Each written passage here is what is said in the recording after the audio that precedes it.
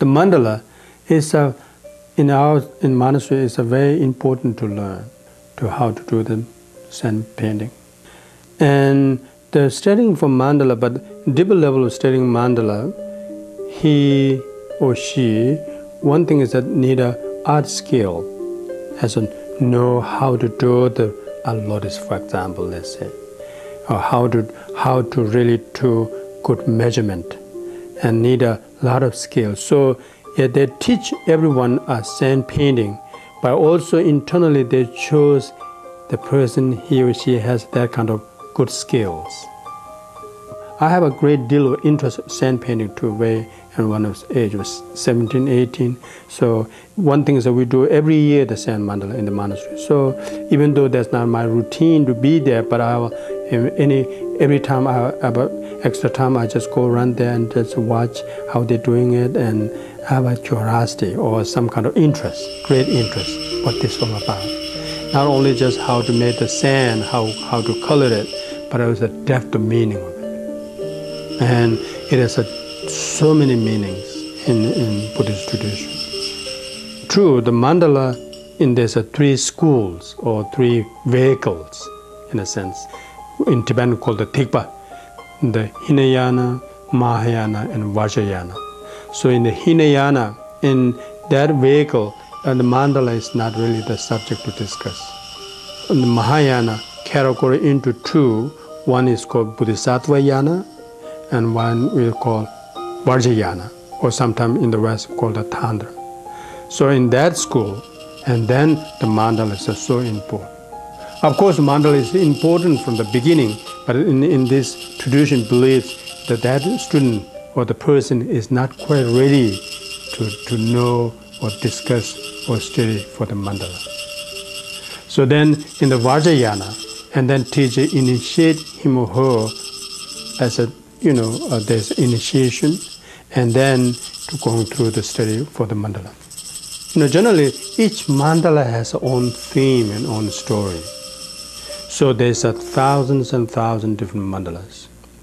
So let's say the mandala of compassion, which I'm doing in the museum. So the color-wise, there's the blue in the center, the white is the east, yellow is the south, red is the west, and green is the north.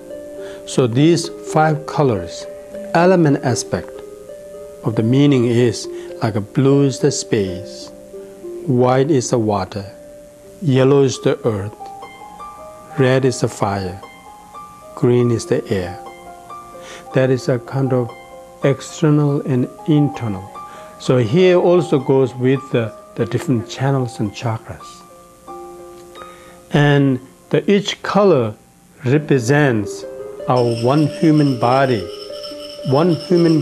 as a lobsang.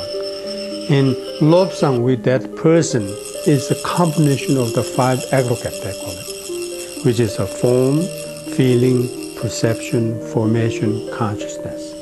So each color represents 5 aggregates, each one. The form, feeling, perception, formation, consciousness. Not only just represents, but here go like this. One individual achieve enlightenment means your 5 aggregates, contaminated and uncontaminated. But that person has 5 aggregates, 5 hips. That's what they translate in today in some of the Buddhist translators. So the 5 hips or 5 aggregates are again form, feeling, perception, formation, consciousness. So these 5 aggregates are not pure. But down the road you practice, and then that become unpolluted. That's the stage called enlightenment. So because of that, the mandala, the 5 designs, the middle there is a lotus, east there is a wheel, south there is a jewel, west there is a vajra, a torche, and the north there is a sword, and these represents the 5 aggregates. lotus represents the deity of compassion.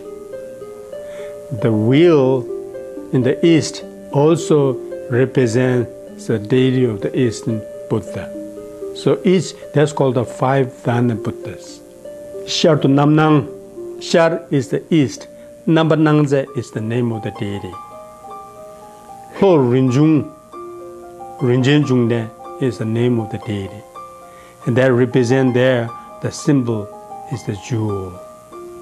Why there's a jewel and why there's a symbol like this, that's a typical tradition. Any mandala, sometimes we draw all the figures, meaning like a whole image. Either deity, him or her is sitting or standing as a draw as a really whole painting.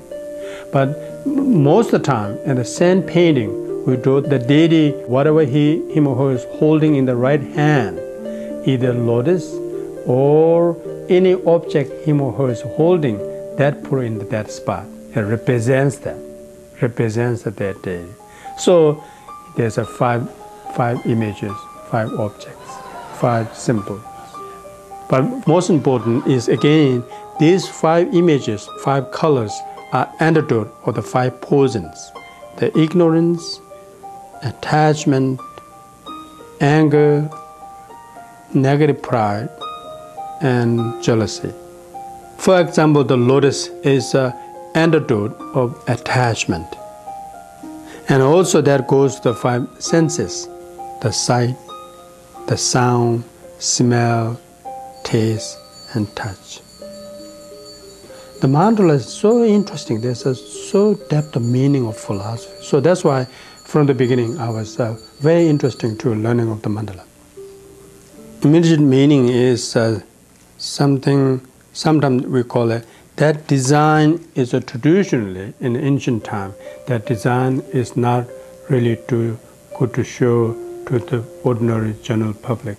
It's kind of like a kept as a very secret. So that's why it's like a Native American art, they have a tradition. The medicine man, they create the design, and then there's a healing ceremony, and then just whatever he or she create the design just swept up together.